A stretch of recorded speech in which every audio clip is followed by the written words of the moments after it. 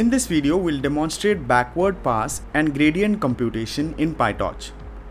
To get the code for this use case, go to kandi.openweaver.com. In this case, we'll search for backward and grad function in PyTorch. Hit find to see all the available code snippets. We'll go with the first result as it matches our query. Now this use case requires PyTorch library to function. So before proceeding, make sure that you have this library, if not get it from kandi. Let's get back to our code. Copy the code in a single click from here, go to the IDE and paste the code. Let's take a look at the code. Here we are importing the necessary modules.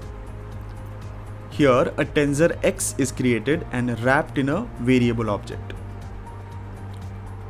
Another tensor y is created by adding a constant value of 2 to x.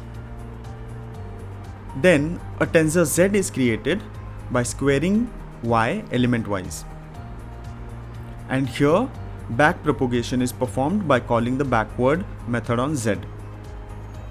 Let's run the code now. And you have demonstrated backward pass and gradient computation in PyTorch.